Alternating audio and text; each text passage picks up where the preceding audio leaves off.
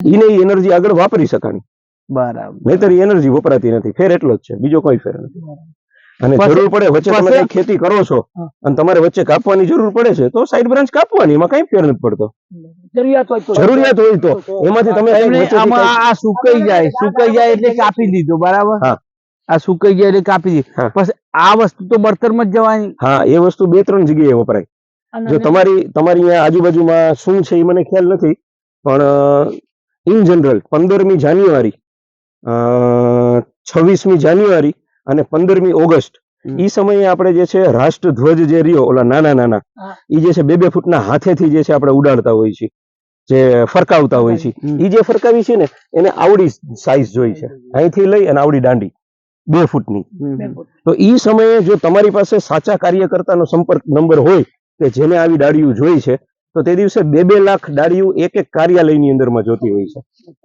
તો તમારી પાસે એની પહેલા અરેન્જમેન્ટ હોવી જોઈએ. 26 જાન્યુઆરી આવે તો 1 જાન્યુઆરી થી આપણે બધાનો સંપર્ક કરવા માંડી ગવર્મેન્ટ સેક્ટરમાં કે કોને કોને આ જોઈ છે. 25,000 તમે આપી, 30,000 તમે આપી, બધાને ભેગી કરીને તમે ડાળીઓ દઈ દો એમને. એ 1 રૂપિયો, 1.5 રૂપિયો, 2 રૂપિયા સુધી જે છે એક 2 ફૂટની ડાળીના 2 રૂપિયા આપે છે. તો આ એક જ ખેતરમાં તમે મને કહો કેટલી ડાળી નીકળે? બરાબર. આના આ ગામના કાર્યક્ષેત્રને રિલેટેડમાં જે છે ધ્વજનું કામકાજ પૂરું થઈ જાય કે ન થાય? હું કહું છું ખાલી હાથમાં પકડવા વાળી ફ્લેગ આપણે ક્યાંક ટાંગતા હોઈએ છીએ ઘરના આંગણની આજુબાજુમાં ઈ. પછી બીજી વસ્તુ એનાથી જાડી, એટલે કે ઓછામાં ઓછી થિકનેસ કહી શકાય તો આ પણ નહીં, આ જે આપણી અંગૂઠા કે આંગળીની સાઈઝની આવે ને, આ જે થિકનેસ વાળી જે ડાળી રહી ને, ઈ ડાળી ક્યાં ચાલે? જેટલા પણ નર્સરી વાળા છે ઈ લોકો જયારે નવા રોપા આપે છે કોઈને પણ, તો ઈ નવા રોપાની સાથે સાથે ટેકા માટે થઈને ઓલા હોલો બાંબુ હોય ને એની ખપાઈટું ફાડીને આપે, એ તમે ટેકામાં લગાડજો. એ ખપાઈટુની જરૂર જ નથી, આ ઠોસ વાંસ છે અને આ વાંસની તમે જે છે 4-4 ફૂટ, 5-5 ફૂટ, 6-6 ફૂટના ટેકા બનાવી નાખ્યા અને ઈ તમે જે છે એને દઈ દીધા, તો ઈ લોકો પણ આ જ વસ્તુને આગળ વેચી શકે અને આપણને સીધા રૂપિયા મળી શકે. એના જાજા રૂપિયા ન આવે, પણ સાઈડ બ્રાન્ચ કાપવાનો ખર્ચો કરીને આપણે હળગાવી દેવું એના કરતા સાઈડ બ્રાન્ચ કાપી એનાથી જે આપણે ખર્ચો કર્યો કાપવાનો એનાથી વધારે રૂપિયા મળે આપણે એની અંદરમાંથી.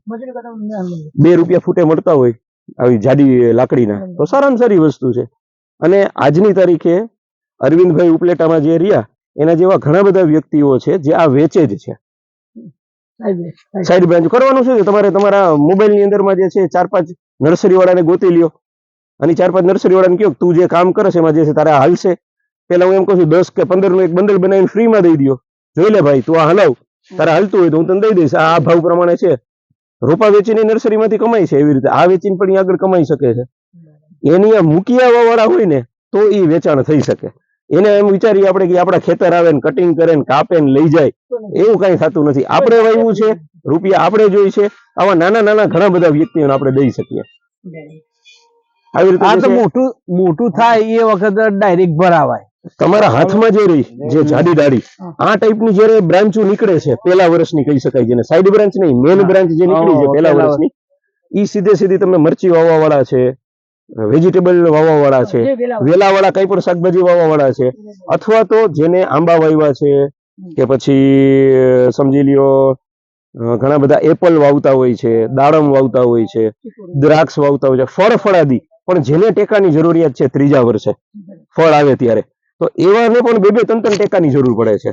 એ લોકો 8 ફૂટના, 10 ફૂટના અને 12 ફૂટના ટેકા મારતા હોય છે, તો એને જાડા જોઈ છે. તો એ લોકો તો 45 રૂપિયા, 65 રૂપિયા અને 80 રૂપિયા સુધીના ટેકા લેતા હોય છે. તો એ ટેકા આપણે એને દઈ શકીએ, એને ઓછા ટેકા ન જોઈ. આપણે ખેતરમાં 1000 ટેકા, 1500 ટેકા જોતા હોય છે. શાકભાજીમાં ઉપયોગમાં આવે. તો ટેકા માટે જે વેચાણ કરો ને એ ફૂટમાં થાય અને એના પ્રાઇસ જે છે બાકીના પ્રાઇસ કરતા વધારે ને સારા મળે. જયારે આપણે ઇન્ડસ્ટ્રીમાં કોઈને આપીએ ને તો એ વજનમાં લઈ જાય, વજનમાં લઈ જાય તો એ જે છે આપણને વજન પ્રમાણે ક્વોન્ટિટીમાં જતું હોય એટલે પોસાય, નહીતર એ વજન પ્રમાણે આપણને નીચી ક્વોન્ટિટીમાં ન પોસાય. ફૂટમાં જાય તો રૂપિયા આખા અલગ જ થઈ ગયા ને, 2 ગણા ડબલ જ થઈ, તો ફૂટ ના થઈ જાય. વજન ઉપર હોય એ જ આપણો, પણ ક્વોન્ટિટીમાં બધું વેચાઈ જતું હોય એમ. એટલે બે આપણે બે જરૂરિયાત છે. આપણે આખા ખેતરમાં સમય આધીન બે રીતે થાય. એવું નાનકડી જ વસ્તુ નથી. જે મેં તમને કીધું કે આના જે પાંદડા રહ્યા એનું ખાતર બની શકે છે, તો એ સૂકા પાંદડા છે. હવે એવી જ રીતે આના જે લીલા પાંદડા રહ્યા ને આમાંથી ચા બને છે લીલા પાંદડામાંથી. હા, ટી, બાંબુ ટી કરીને આવે. તમે ગૂગલમાં સર્ચ કરશો ને એટલે બાંબુ ટી આવશે. ન્યુટ્રિશન થી ભરેલી છે એ પણ. એના પાંદડાનો જે છે ઉપયોગ કરવામાં, જે આપણે કાળી ચા કેમ ઘણા બધા અલગ અલગ રીતે પીતા હોય છે ઉકાળા તરીકે, એવી જ રીતે આનો ઉપયોગ પણ કરવામાં આવે છે. તમે રૂટિન ચા ની અંદરમાં પણ જે છે આના પાંદડાનો ઉપયોગ કરી શકો છો. દરેકમાં અલગ અલગ મિનરલ્સ છે જે આપણા શરીરની અંદરમાં ડિટોક્સિફિકેશનમાં કામ આપે છે.